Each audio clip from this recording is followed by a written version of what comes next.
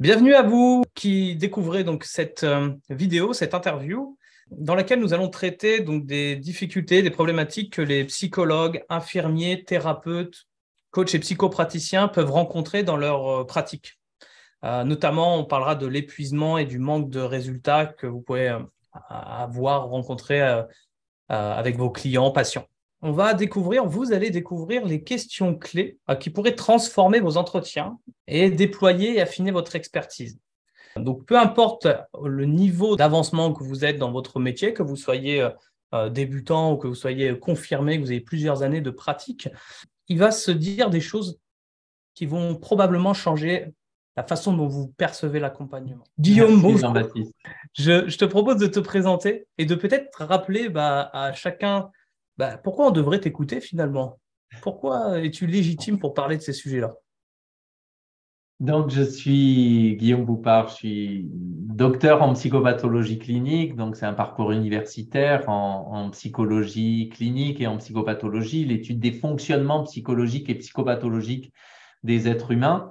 Je suis maître enseignant certifié en hypnose, en thérapie brève, enseignant aussi en PNL, et en thérapie des états du moi. Je suis le créateur de la thérapie solutionniste expérientielle et co-créateur de la thérapie mosaïque. Et je représente la Société internationale de thérapie des états du moi en France. Voilà, j'ai écrit plusieurs ouvrages et de nombreux articles qui parlent à la fois de questions techniques autour de l'hypnose, de la thérapie brève, des questions sur le développement, la posture des professionnels de l'accompagnement, mais aussi des questions plus techniques, le psychodrame, les médiations thérapeutiques ou encore la thérapie mosaïque. Voilà. L'intérêt de ce partage, de cet échange s'appuie aussi sur les nombreuses années d'enseignement. J'ai fondé l'Institut Winside, qui est un institut qui forme au métier de thérapeute, de psychopraticien, qui accueille des professionnels de la santé, du soin psychique ou de l'accompagnement autour de techniques ou de modèles de thérapie. Très bien. Merci. Ça pose clairement donc les bases. Et peut-être pour avancer donc sur la suite, la problématique récurrente des accompagnants. euh, Est-ce que tu peux nous partager à travers ta propre expérience de professionnel de l'accompagnement en clinique notamment, des difficultés que tu as pu rencontrer et pour connecter aussi avec les personnes qui vont t'écouter, psychologues, psychopraticiens, hypnothérapeutes, etc., qui peuvent être dans cette situation aujourd'hui. Le point de départ, en sortant de l'université, la formation universitaire est une formation riche. Euh, il y a eu une interview récemment sur la formation des psychologues. J'intervenais sur cette formation-là, sur cette interview pour Propsy, où on indiquait comment les psychologues cliniciens sont bien formés au niveau théorique, sont bien formés concernant les modèles de l'accompagnement, mais qu'une des lacunes pouvait être autour des techniques, autour de la construction d'une stratégie thérapeutique, autour peut-être de modèles plus modernes d'accompagnement, tenant compte des neurosciences, tenant compte des situations aujourd'hui sociales, économiques de nos clients, qui pourraient amener comme ça chez certains professionnels la difficulté de pouvoir exercer de façon durable, pérenne et paisible leur activité professionnelle. C'est un métier qui est usant.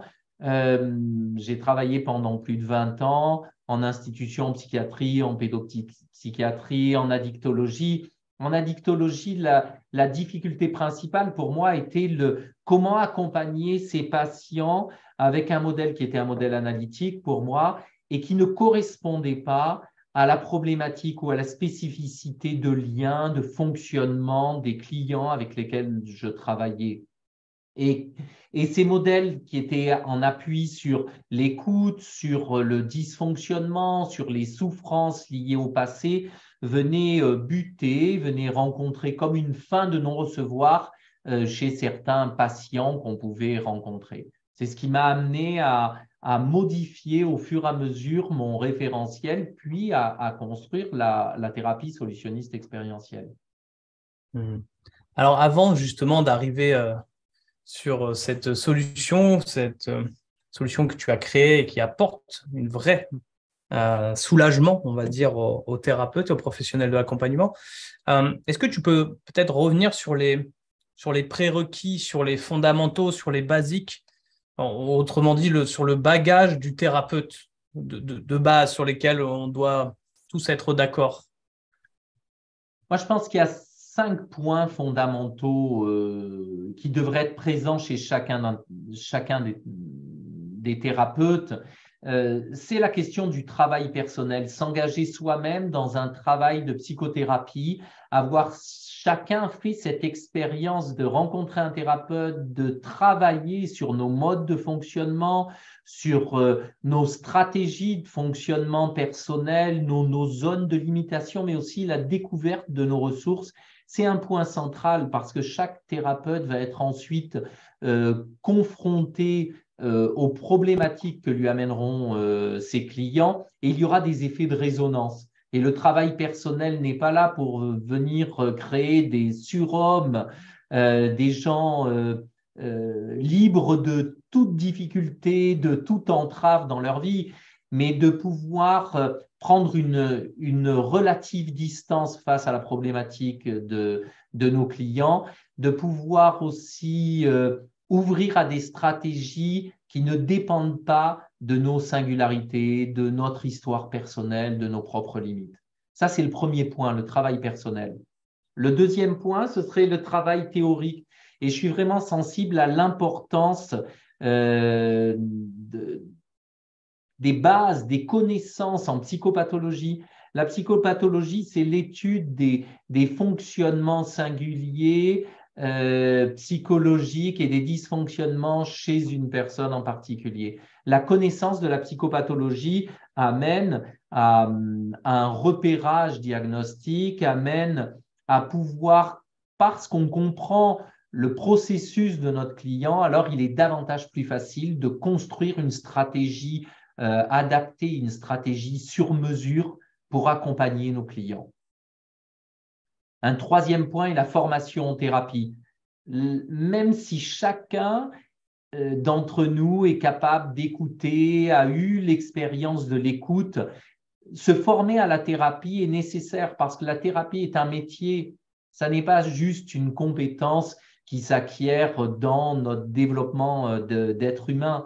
On apprend à mettre en place un dispositif. On apprend à installer une relation, à installer une alliance avec notre client. On va apprendre à construire des étapes dans un accompagnement. On apprend à définir un cadre. On construit notre modèle, notre paradigme de référence. Et on va en parler quand on va parler de la TSE. C'est fondamental. Notre modèle de référence, c'est ce qui nous fonde et c'est ce qui va garantir que tous nos choix, toutes nos actions ensuite aient une cohérence et une logique. Et pour cela, il faut pouvoir construire un modèle théorique, un modèle de référence stable, solide. Ensuite vient pour moi la formation pratique, la formation technique. C'est se former à des outils comme des techniques neuropsychologiques, la thérapie mosaïque en fait partie, le travail avec les familles internes, avec les états du moi, ça peut être la thérapie des états du moi, mais ça pourrait être des thérapies qui sont issues de la psychologie de l'énergie, comme le EFT, le TAT, les thérapies du champ mental. Ça peut être des thérapies, des techniques issues de la thérapie d'impact, de la thérapie provocatrice. C'est un ensemble de techniques, un ensemble d'outils qui vont accompagner le thérapeute, le psychopraticien, le professionnel de la santé ou du soin dans son accompagnement. C'est aussi être formé à la conduite d'un entretien. Conduire un entretien nécessite de connaître tout un ensemble de techniques, de structures, d'étapes pour que le matériel qui est recueilli soit un matériel pertinent. Et enfin, le dernier point, je dirais, dans le bagage du thérapeute, ce sont les temps de supervision. La construction d'un regard externe, d'un regard nourri par un plus ancien que nous dans ce parcours-là, quelqu'un qui a suffisamment de recul, qui est suffisamment en méta pour pouvoir nous accompagner, nous guider dans nos propres accompagnements. Très bien. Merci pour ce rappel. Alors, ceci étant dit, et au regard de cette problématique que rencontrent les professionnels de l'accompagnement, à savoir l'épuisement et le manque de résultats, est-ce que tu peux du coup nous introduire cette piste personnelle que tu as développée, qui est la thérapie solutionniste expérientielle, qui ne doit parler à personne là aujourd'hui, ou peut-être qu'en partie? Envisager le modèle de thérapie solutionniste expérientielle, c'est revenir au point de démarrage pour moi, qui était ma formation psychanalytique, une formation longue, une formation qui était orientée vers le travail avec des enfants, avec des nourrissons, un travail avec de nombreux médiateurs, le psychodrame, le conte, la marionnette. Et le travail que je menais à l'époque déjà, les recherches que j'avais faites autour de comment on passe de la répétition à la créativité. Parce que les clients qui viennent nous rencontrer butent sur un point central qui est ils se retrouvent à refaire les mêmes choses constamment, à revivre les mêmes situations, à revivre les mêmes états émotionnels, à répéter des mêmes modes de fonctionnement. Et le thérapeute, face à cette répétition, va vivre de l'épuisement. Il y a quelque chose de mortifère, de létal à écouter de façon récurrente et successive des patients qui succèdent dans un cabinet et être dans une position plus passive, une position de retrait, plus d'abstinence en termes d'écoute. Et cette posture-là amène à des effets à la fois de résonance, mais des effets d'usure des professionnels.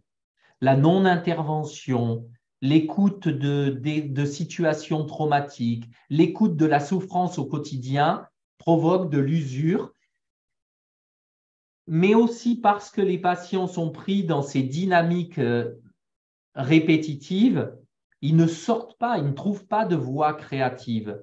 Et la compréhension, l'analyse, l'explication, le retour vers le passé, le brasser les dysfonctionnements, répéter nos échecs, parler de nos échecs n'amène pas une dynamique créative. Ça amène une dynamique de compréhension de ce qui s'est passé, comme une intelligence sur des situations, mais pas suffisamment, pour moi, d'outils de dégagement face à cet enlisement. Et plus les gens vont s'enliser dans le discours de leur souffrance, mais plus ils vont se retrouver sidérés et n'auront pas de piste, de voie pour que le changement advienne. L'idée de la thérapie solutionniste expérientielle, c'est cette idée de dire, en appui avec des modèles précédents, notamment les thérapies solutionnistes et les thérapies humanistes, c'est de penser que les solutions peuvent se créer, qu'on n'est pas obligé de brasser du problème, de rester dans le champ des problèmes pour trouver des solutions. Les solutions doivent se créer. Et l'approche humaniste, et en particulier l'approche expérientielle, est venue pour moi dans mon parcours nourrir ma pratique parce que c'était une approche qui était davantage centrée sur le corps et sur la sensation. À partir de 2012, j'ai proposé la thérapie solutionniste expérientielle qui venait intégrer, inclure ces deux grandes visions et proposer une thérapie où on n'est pas centré sur la création de solutions, mais plutôt le vécu en séance des solutions, l'invention et le vécu en séance des solutions. Et ces solutions, on les trouve où? On les trouve dans le corps, on les trouve dans le geste, on les trouve dans le mouvement. C'est ce que propose, c'est le grand axe qui est proposé par la thérapie solutionniste expérientielle. L'idée est alors de dire, que la thérapie solutionniste expérientielle, c'est l'invitation à vivre dès aujourd'hui la meilleure version de soi-même. Nous sommes aujourd'hui la version de nous-mêmes la plus réalisée, la plus expansée. Il suffit juste de la vivre. Et plus on va fonctionner et rappeler qu'on fonctionne à partir de nos déficits, de nos dysfonctionnements, de nos limitations, de nos incapacités, moins on pourra vivre ce que l'on veut. Nous pouvons dès aujourd'hui, c'est le postulat, vivre ce que nous voulons vivre. Pour cela, il suffit de le vivre. Et ça semble simple. Et l'idée a été de proposer tout un ensemble de postulats qui permet d'accéder à cela. D'accord. Alors, c'est intéressant, si tu le veux bien, qu'on puisse traverser ces différents postulats et qu'on fasse un lien entre chacun de ces postulats et la façon dont ces postulats peuvent transformer la façon de questionner peut-être. Et l'idée étant d'offrir vraiment à ceux qui nous écoutent, aux psychologues, infirmiers, thérapeutes, coachs et psychopraticiens, des choses concrètes, tu sais, des questions concrètes qui pourraient être applicables dans leur situation à eux. Et au regard de de la thérapie solutionniste expérientielle et de ses principes. Le premier point, alors, c'est de se dire qu'il y a 10 postulats, 10 principes dans la thérapie solutionniste expérientielle. Ces 10 principes, ce sont 10 voies d'accès, 10 points de départ, 10 croyances, on pourrait dire, qui viennent fonder le modèle solutionniste expérientiel. Le premier, c'est d'indiquer que la thérapie est inutile. Et pourquoi la thérapie est inutile? Parce que le client n'est pas malade. Si nous posons comme point de départ que nos clients sont malades, que nos clients dysfonctionnent, qu'il y a des limitations, et si nous sommes uniquement centrés sur ça, évidemment, il faut mettre en place une thérapie qui est un dispositif de soins pour que le client ne soit plus malade, pour que le client ne dysfonctionne plus. C'est de montrer, c'est de travailler du côté des entraves, c'est de travailler du côté des limitations, c'est de travailler du côté de ce qui est fragile, de travailler du côté de ce qui est faible. À ce moment-là, l'énergie est basse. C'est le travail de la thérapie, du soin, c'est le travail du médecin. Le médecin a à soigner. Pour moi, l'accompagnant, le psychopraticien, le professionnel du soin psychique, s'il fait de la thérapie, son choix doit être de faire s'expanser ce qui fonctionne déjà bien chez le client. Ne plus regarder ce qu'on pourrait appeler sa maladie, mais plutôt nous centrer sur ses ressources, sur ses forces. Ce qui va avoir un effet sur comment est pensé le symptôme, comment est pensée la pathologie, comment on peut intervenir. On n'est plus sur l'angle du déficit, du passé, de la souffrance. On est orienté sur le présent, sur ce qui fonctionne, sur les stratégies qu'il met en place, même si les stratégies qu'il met en place peuvent produire des effets limitants dans sa vie quotidienne, dans sa vie professionnelle. Et ça, déjà, c'est un point central. Si un professionnel de l'accompagnement est axé sur la maladie, sur la souffrance, il va accueillir et recevoir pendant toute sa journée des personnes qui vont lui parler de ce qui ne va pas. Il ne peut pas, lui, se retrouver dans une dynamique créatrice. Pour qu'il se retrouve dans cette dynamique créatrice, il est obligé, lui, de s'engager du côté du changement, de la différence, du fonctionnement, des ressources. À ce moment-là, il peut lancer, lui, un ensemble de techniques spécifiques qui vont faire basculer le patient d'un état initial qui était homéostasique, qui était équilibré, mais qui était aussi cause de limitation, d'entrave, vers un autre mode de fonctionnement dans lequel il reprend le plein pouvoir de qui il est déjà. Ça, c'est le premier point et c'est un point central. Très bien. Je pense que ça Il est possible que ça bouscule ou que ça vienne confronter des modèles, mais c'est intéressant en tout cas d'aller vers le deuxième pour continuer à explorer, Guillaume. Ce qui veut dire que dans ce même ordre d'idée, si on part de cela, le symptôme en thérapie solutionniste expérientielle est un hameçon. Ça veut dire que le symptôme ne doit pas être l'objet du travail du thérapeute, du psychopraticien, du professionnel de santé. Parce que si c'est un hameçon, s'agripper au symptôme, c'est le meilleur moyen de se retrouver prisonnier dans la dynamique psychique de son client. Le symptôme, c'est juste l'occasion que le client, que le patient a trouvé pour venir consulter, pour venir parler de sa singularité, pour venir faire état de ses forces, de ses richesses, de ses zones d'entrave. C'est juste le point de départ pour engager une rencontre avec un praticien qui amènera un autre regard et qui proposera d'envisager son fonctionnement sous un autre angle. Ça ne doit pas être un point d'arrivée, ça ne doit pas être l'objet qui va viser, autour duquel je mettrai en œuvre tout un ensemble de techniques, parce que si c'est le cas, je vais me retrouver hameçonné. Et si je suis hameçonné, je me retrouve coincé, embrouillé dans ces fils-là de ces modes de fonctionnement singuliers de mon client. Je vais devoir partir de cela, et même si mon client crie très fort par rapport à son symptôme, parce que le symptôme, il va en parler, il va l'énoncer, il vient parce qu'il consomme trop d'alcool, il vient parce qu'il présente une énurésie, il vient parce qu'il a vécu des situations de conflit au niveau professionnel. Si j'axe là-dessus, ensuite, je vais devoir en plus trouver des solutions pour lui régler son problème. Alors que si on part du symptôme et qu'on envisage le symptôme comme l'occasion d'une rencontre, l'occasion de mettre à jour, de mettre en lumière nos forces, alors c'est le meilleur moyen d'engager le patient dans une dynamique créative.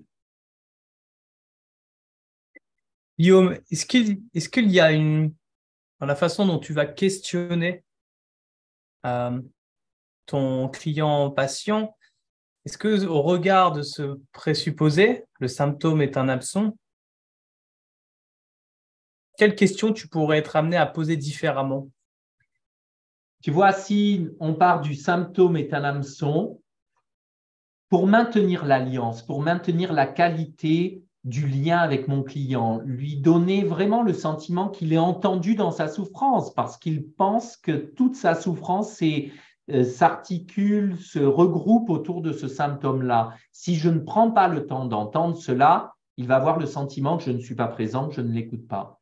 Je vais lui laisser le temps d'en parler, mais très rapidement, ma stratégie, c'est de lui dire en quoi ce symptôme est un problème, en quoi ce symptôme-là, en quoi, par exemple, la consommation d'alcool est un problème singulier pour lui. Je veux comprendre quels sont les effets dans sa vie quotidienne, dans sa vie relationnelle, dans sa vie professionnelle.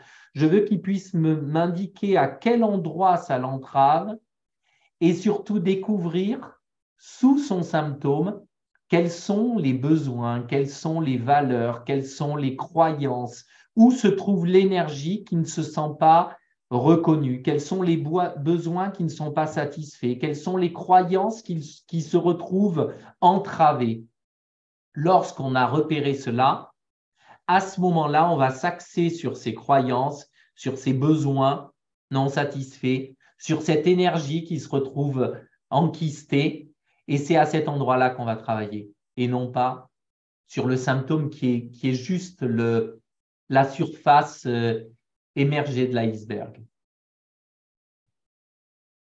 Ok, très clair. Un autre point dans ces présupposés, c'est de poser que la pathologie, ça n'est pas un déficit, pathologie, ça n'est pas une limitation, une entrave, une incapacité. La pathologie, c'est de l'immobilité installée. Penser la pathologie comme l'immobilité, c'est penser que mon patient répète toujours le même fonctionnement. Le phobique des araignées va toujours vérifier les angles dans une pièce, au cas où une araignée se trouve là. Alors que quelqu'un qui ne présente pas une phobie de l'araignée n'aura pas cette stratégie quand il rentre dans la pièce. Mais le fait de répéter constamment le contrôle des angles d'une pièce, le fait, chaque fois qu'il voit une araignée, de réagir de façon comportementale en s'éloignant plutôt qu'en se rapprochant et en regardant l'araignée, en découvrant la beauté de ses couleurs, en comptant son nombre de pattes, le fait de s'éloigner va majorer la croyance selon laquelle l'araignée est dangereuse. La pathologie, c'est refaire toujours du même. C'est ça qui pose problème. Ce qui veut dire que si on pense que la pathologie, c'est le fait que le patient refasse toujours la même chose, si j'accepte cela et que je continue à demander à mon patient de parler de là où il est limité, je vais majorer l'immobilité et moi-même, je vais rentrer dans une boucle qui va m'immobiliser en tant que praticien.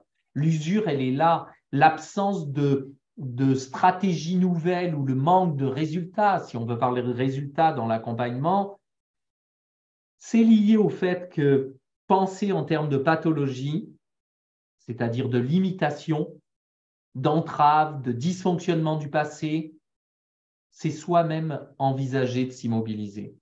Si on pense la pathologie comme le fait de répéter toujours les mêmes stratégies, mais si on fait du même, on est comme immobile, on ne bouge pas, alors ça nous invite à autre chose, nous en tant que praticiens, c'est-à-dire c'est l'occasion maintenant de faire du différent.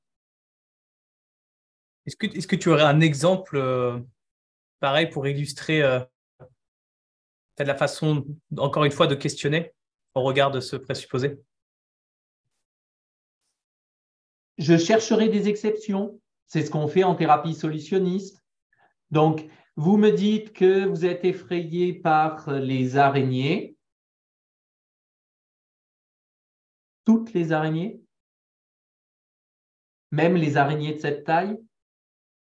Les araignées jaunes, les araignées bleues, les araignées vertes. Et là, déjà, je suis en train de semer des différences. Est-ce que vraiment toutes les araignées? Ah oui, oui, j'ai une horreur de toutes les araignées. Est-ce que vous avez regardé récemment le nouveau Spider-Man? Et le patient dit, oui, mais ça, c'est pas pareil. Et pourtant, c'est une araignée humaine. Est-ce que vous avez pu regarder à la télé des dessins animés avec une araignée? Oui, mais c'est vrai que c'est pas exactement la même chose. Et vous voyez, vous avez su réussir à voir cela. Alors, on va trouver les moyens pour réussir à le faire avec d'autres situations. Ça, c'est de plus regarder sur le déficit, sur la pathologie, c'est de penser qu'à certains moments, il n'a pas su faire, mais à d'autres moments, il a su faire. C'est nécessaire, c'est obligatoire, sinon il n'en serait pas là aujourd'hui. Il a continué le fil de sa vie et donc il a réussi à remettre du mouvement. Dans cet endroit, il est immobilisé, on va remettre du mouvement. Très clair. On va lui permettre de réussir à faire différemment. Mais ça, on va y revenir. OK. Alors, passons au présupposé suivant. Un autre point qui découle des précédents, c'est qu'en thérapie solutionniste expérientielle, puisque la thérapie est inutile parce que le client n'est pas malade, l'hameçon, ce n'est pas notre objet de travail, ce qui va nous intéresser, c'est ce qui est sous l'hameçon, que la pathologie, c'est l'immobilité, puisqu'on pense que le client n'est pas malade, puisqu'on pense que, pas en termes de dysfonctionnement, si on pense que tout est déjà là, alors il n'y a rien à faire. Rien à ajouter, rien à enlever. La thérapie solutionniste ne fait pas partie de ces modèles qui vont greffer de nouveaux modes d'apprentissage, qui vont induire des ressources parce que le client manquerait de ressources, qui vont venir reparenter un client parce que son enfant intérieur est blessé, qui vont venir, etc., etc. dans lequel le praticien se retrouve dans une posture haute parce que c'est lui qui est l'expert d'un savoir, qui est l'expert d'un mode de fonctionnement, même s'il présuppose ou il énonce, c'est vous le client qui savez tout, mais c'est quand même moi qui vais rajouter ça, qui vais réemprunter votre histoire de vie, qui vais modifier certains fonctionnements, qui vais ancrer ceci, qui vais ancrer cela. Il n'y a rien à faire. Tout est déjà là.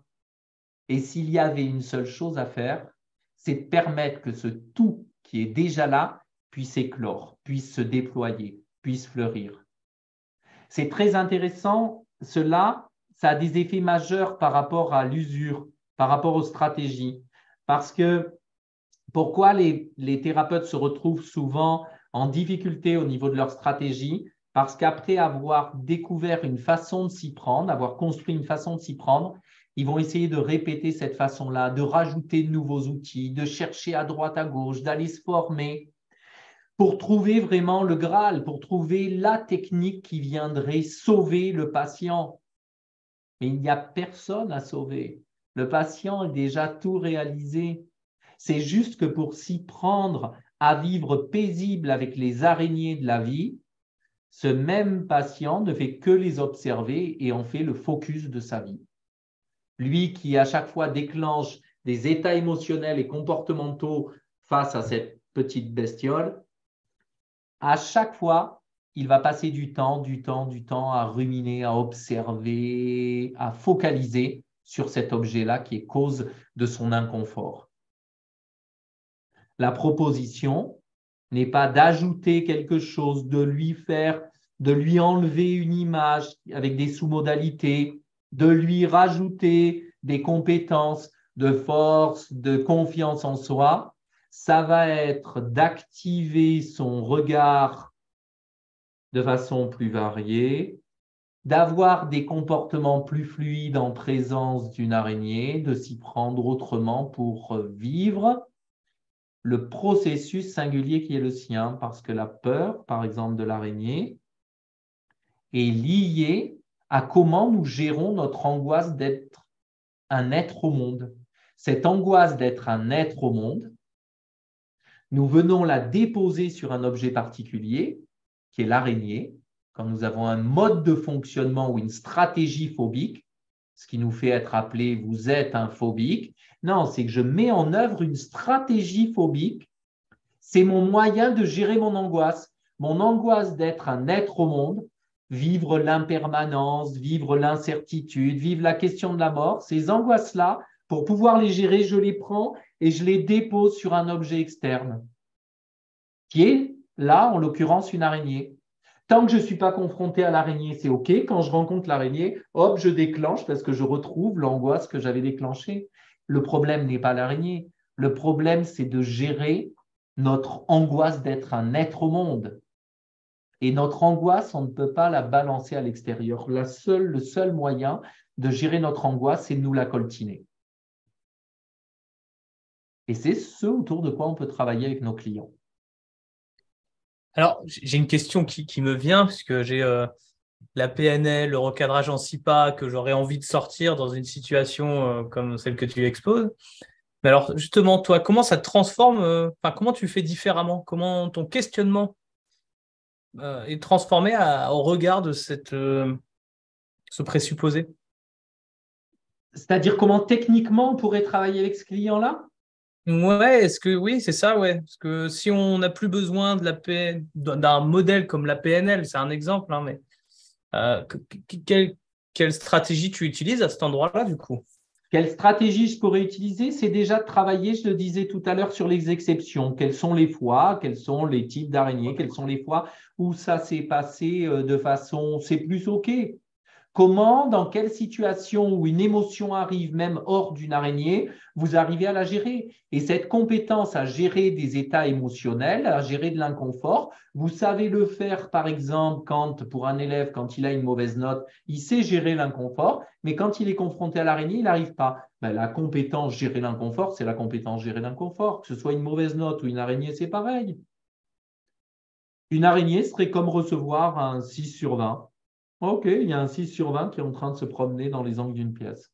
Hmm. Et tu l'entends bien, il va y avoir une bascule dans la séance à faire. Il y a comme un acte magique à réaliser. Parce que si on dit comme ça, de but en blanc, à un client, oui, ben voyez, les mauvaises notes, un jeune adolescent, les mauvaises notes, tu arrives à les gérer, c'est OK, l'état émotionnel, les araignées, non. Ben, tu imagines que c'est comme un 6 sur 20 qui se promène dans les angles de la pièce. On va dire, oui, bien sûr, mais ça n'a pas de rapport. Donc, il va falloir jouer, s'amuser, amener de la dérision, provoquer, exagérer, dramatiser. C'est tout un ensemble de techniques qui sont inscrites du côté de la créativité. Et ce sont des techniques interventionnistes, de fait. Mais la thérapie solutionniste expérientielle, c'est une thérapie interventionniste. Le thérapeute n'est pas cloué au fond de son fauteuil dans l'abstinence, dans le silence.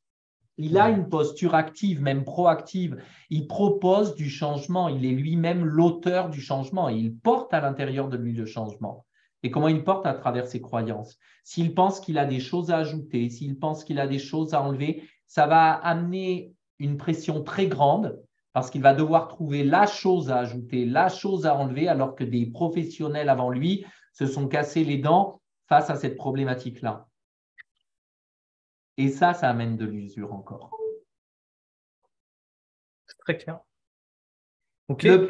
Le point central, c'est de se dire que changer, c'est faire du différent. C'est à la fois presque une lapalissade. Changer, c'est faire du différent, oui, bien sûr. Mais c'est promouvoir et soutenir cela tout au long du travail d'accompagnement. À chaque fois que le client amène quelque chose, c'est de se dire comment je peux l'amener à faire différemment. Comment je peux l'amener à promouvoir d'autres manières de s'y prendre. Comment je peux solliciter de micro-écarts. C'est ça que je vise.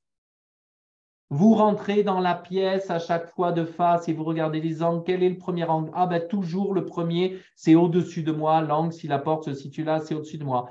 OK, vous pourriez regarder avant de rentrer l'angle au fond, puis l'angle de droite, puis gauche ou de façon diagonale, etc. De faire cela, ça va amener des changements au niveau physiologique. Parce que d'amener cet état, ces comportements différents, d'amener cette latence avant un comportement, va amener qu'il va se passer des choses, que des choses bougeront au niveau de la physiologie. Donc, j'amène des changements comportementaux. Il faut qu'ils fassent différemment. S'il y a un problème d'énurésie, l'enfant, il pourrait toutes les nuits pisser dans son lit. Faire différemment, c'est de lui dire, OK, tu vas pisser ou pas dans ton lit. Par contre, tu dois parier le soir en allant te coucher si dans la nuit, tu vas pisser ou tu vas pas pisser. Ça, c'est faire différemment parce que si il a prévu qu'il allait pisser, il a parié, il a prévu qu'il allait pisser et qu'il pisse pas, ben, je lui dis, tu as perdu. Tu avais dit que tu allais pisser, tu as perdu ton pari. Donc, c'est des moyens de lui apprendre le métier de bookmaker. Et puis, nous, de arrondir nos fins de mois. Si on le fait avec de l'argent, mais on peut le faire avec des chocolats. Je peux lui dire, voilà, on va parier des chocolats. Ben, si tu as dit que tu pissais au lit et que tu pisses pas au lit, eh ben, tu as perdu, tu me dois un chocolat. Par contre, si tu as dit que tu pissais au lit, tu pisses au lit, ça, tu as gagné. C'est moi qui te donne un chocolat. Et si l'inverse, tu as dit que tu pissais pas et tu n'as pas pissé, tu as gagné. Mais si tu as dit que tu pissais pas et tu as pissé, tu as perdu. L'énurésie, c'est un problème de chocolat. Après, bon, le problème, c'est le diabète, c'est des choses comme ça. Mais c'est bien quand même comme thérapie. C'est joyeux. C'est s'y prendre différemment. C'est introduire des variables, introduire du jeu, introduire de l'écart. Ce qui nous amène à dire qu'en TSE, que la rencontre révèle la singularité. Donc, il n'y a changement que si on comprend ce qui est singulier chez notre client. Il faut qu'on comprenne ce qui est spécifique, ce qui nous amène à penser qu'en termes de stratégie, on ne peut pas reproduire les mêmes choses. Pourquoi les thérapeutes se retrouvent face à des résultats qui sont faibles des fois dans le travail d'accompagnement, un sentiment d'échec? C'est parce qu'ils ont tout un ensemble de techniques et qu'ils répètent ces techniques déjà face à des symptômes similaires. Mais ce qui est oublié, c'est que sous un symptôme ou l'auteur d'un symptôme, c'est un humain. Et si on ne comprend pas la singularité du fonctionnement psychique de cet humain-là, d'accord, son processus, ça veut dire qu'on ne l'a pas rencontré, Et ça veut dire que les techniques qu'on utilisera seront des techniques globales, des techniques généralistes. Et ça ne peut pas fonctionner. Nous sommes des êtres humains singuliers. Il faut créer, inventer une intervention, une présence singulière dans l'accompagnement de nos patients. Et ça combat la notion d'usure aussi. Un point central, Jean-Baptiste, je disais tout à l'heure que la pathologie, c'est l'immobilité installée. Donc, on a un présupposé qui va face à cela. C'est que là où il y a de la pathologie, c'est-à-dire là où il y a de l'immobilité, là où le patient s'y prend toujours de la même façon, l'obsessionnel fait toujours les mêmes rituels de vérification du gaz ou de vérification est-ce que sa porte est bien fermée. La meilleure des choses pour produire du changement, c'est introduire du vacillement.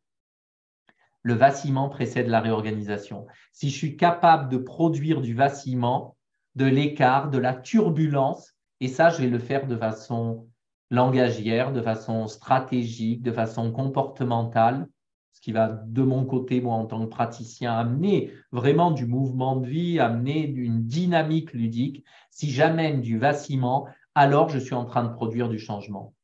On n'a jamais vu la Vénus de Milo ou d'autres statues comme ça, le David à Marseille, aller se baigner alors qu'il est en bord de plage.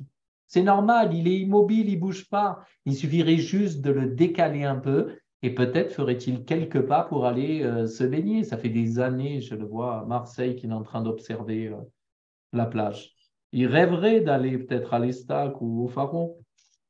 Le vacillement, l'importance du vacillement qui précède la réorganisation. Et ça, c'est présent dans mon discours. Mon client ne s'attend pas à ce que je vais pouvoir lui dire, à ce que je vais pouvoir faire. Je suis imprévisible. Mes questions sont inattendues.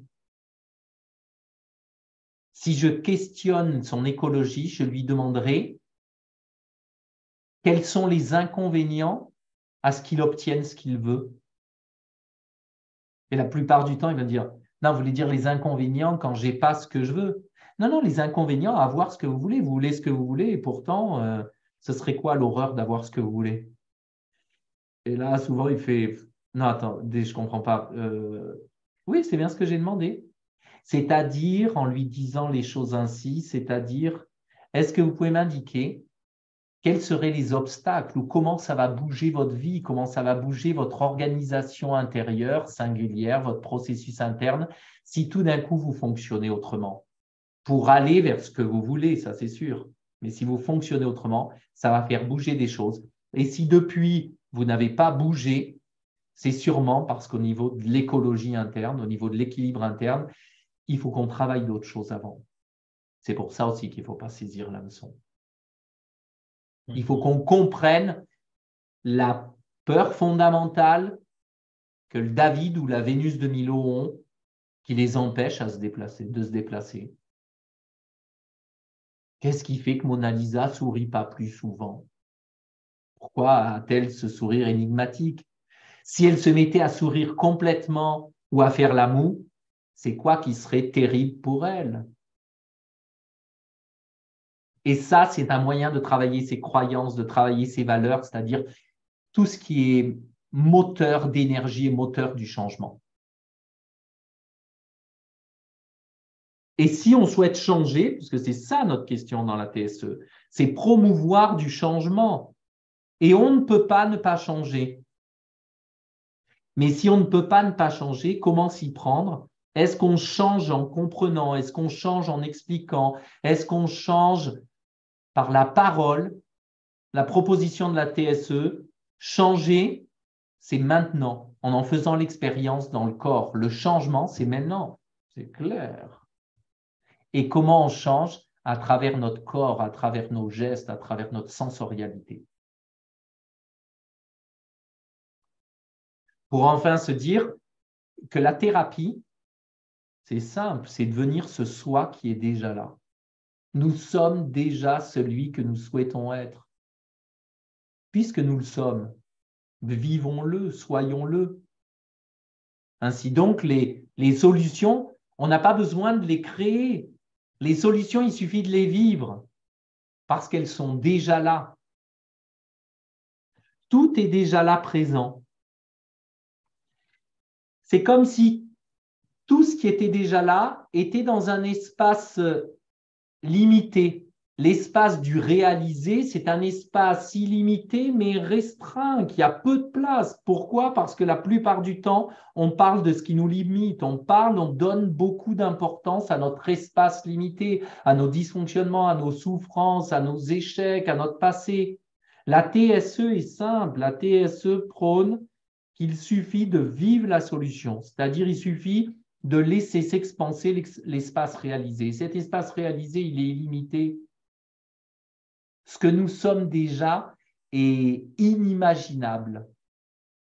Nous sommes déjà tant fois plus que ce que nous pensons que nous pouvons être. Donc vivons-le. Je veux vivre cela, il me suffit tout simplement de le vivre. Et le thérapeute en TSE va mettre en place un dispositif, conduire une stratégie, mettre en place des manières de s'y prendre, d'utiliser des techniques pour permettre à des solutions de se vivre maintenant, pour permettre à son client de vivre maintenant qui il est vraiment et qui il souhaite être. Bien, au regard donc de ces 10 présupposés, de ces nouvelles façons de regarder la thérapie, vous avez pu donc prendre des questions que Guillaume a saupoudrées dans ses explications. Et ce qu'on pense être le plus pertinent pour vous et qui pourrait encore vous aider à aller plus loin, c'est de regarder des démonstrations vidéo d'accompagnement que Dr Guillaume Poupart a faites et qui sont disponibles directement sur le site de Way Inside. Donc, je vais vous mettre le lien dans le commentaire de la vidéo. Vous pourrez directement cliquer dessus et aller voir. Il y a une dizaine de démonstrations vidéo qui mettent en pratique toutes ces explications. Par ailleurs, et c'est un autre point de contact pour continuer à développer votre expertise et affiner vos accompagnements, qui est le groupe privé que Guillaume a créé et qui offre une supervision de groupe une fois par mois en live sur un groupe privé Facebook. Vous pouvez y candidater. Il suffit, pareil, je vais vous mettre le lien dans le commentaire. Vous pouvez vous y connecter. Vous allez devoir répondre à 3 questions. Il y aura donc une modération qui sera faite et puis l'adhésion au groupe sera donc validée. Vous pourrez donc assister à ces différentes supervisions tous les mois qui vont vous permettre de vraiment faire progresser votre pratique. Peut-être, Guillaume, tu souhaites rajouter quelque chose, un mot sur ces supervisions et ces démonstrations? Lors des temps de supervision ou démonstration en direct, dans les temps de supervision, on part d'une situation clinique, un des praticiens, un psychologue, un psychopraticien, un professionnel de la santé amène un cas clinique d'un de ses patients et une question qu'il se pose dans l'accompagnement. Et à partir de là, on travaille autour d'un repérage, d'un diagnostic processuel, le mode de fonctionnement du client, mais aussi quelle pourrait être la stratégie, quels pourraient être les outils utilisés, quelles pourraient être les techniques qui seraient les plus pertinentes. C'est un travail qui dure autour d'1 heure et qui est donné chaque mois en direct. Très bien, merci beaucoup, Guillaume. Et enfin, si vous souhaitez aller plus loin dans votre formation, vous pouvez rencontrer donc le Dr Guillaume Poupart au sein de Way Inside, au sein de ces différentes formations. Donc, nous vous partagerons également dans le lien en commentaire la slide dans laquelle vous allez pouvoir retrouver toutes ces informations et notamment toutes les informations au sujet de l'école qui sont à suivre. Voilà, et bien, on espère sincèrement que cette interview, cet échange vous ait apporté de la valeur, qu'il ait peut-être commencé à amorcer une transformation dans la problématique que vous rencontrez peut-être aujourd'hui dans vos accompagnements. Vous pouvez laisser un commentaire d'ailleurs sous cette vidéo et n'hésitez pas à peut-être revenir vers le contact mail pour nous faire part de votre feedback. On sera toujours heureux de pouvoir y répondre. Guillaume, un petit mot pour conclure? Merci beaucoup, Jean-Baptiste. Je suis ravi de pouvoir partager cette vision-là. Merci à toi.